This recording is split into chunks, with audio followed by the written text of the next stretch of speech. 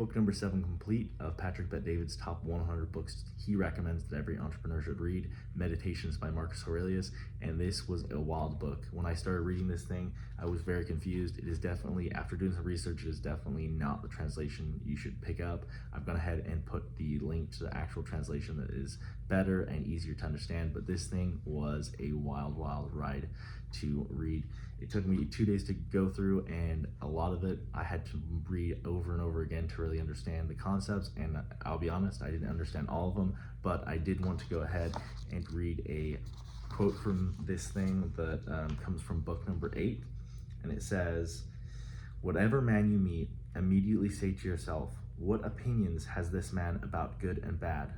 For if with respect to pleasure and pain, and the causes of each, and respect to fame and disgrace, death and life, he has such and such opinions, it will seem nothing wonderful or strange to me if he does such and such things, and I shall bear in mind that he is compelled to do so."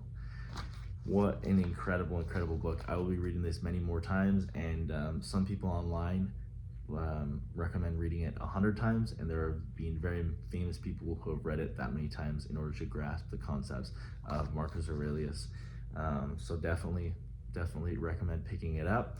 And yeah, on to the next book I'll be reading is How to Win Friends and Influence People by Dale Carnegie. This is like one of the OG self-help books, and I actually listened to this audiobook when I was like 15 or 16 years old. It was free on YouTube, so I listened to it and got a lot of knowledge from it, and one of my favorite books of all time. However, now that I'm going to be picking up and putting it in my hands and reading it with a deeper understanding, I am very excited for that. So let's go ahead. I have to read this thing in 3.13 days to stay on schedule for the 100 books in a year, and yeah, let's go. See you guys in the next one.